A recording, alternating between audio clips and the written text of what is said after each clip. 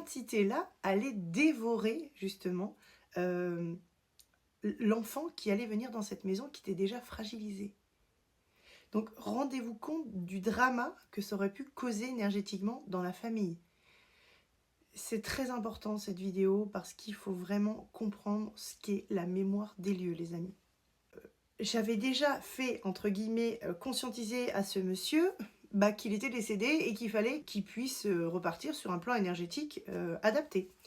Alors ça s'est pas fait en un jour, il a fallu justement sur ce premier jour travailler avec ce monsieur et après avec ce monsieur-là, quand je suis vraiment venue faire le travail sur les photos, ce monsieur avait, non c'est un truc de fou, hein.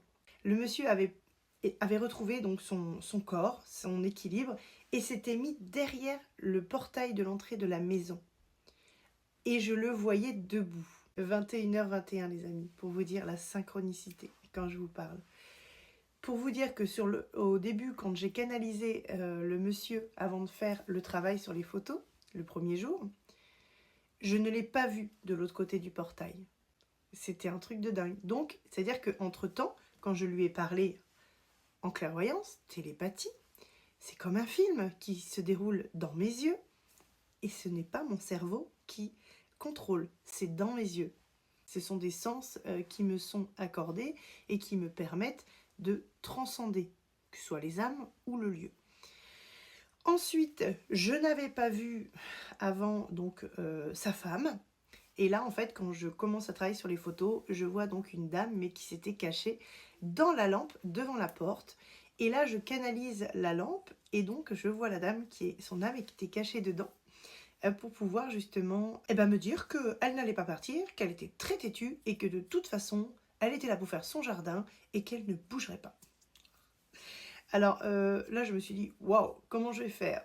On avait un décalage de temps entre notre temps à nous et ce qui se passait dans l'autre réalité. Ça dépassait l'entendement. Du coup, je lui ai dit, vous inquiétez pas, je vais faire le tour de la maison, puis je vais revenir voir après où vous en êtes.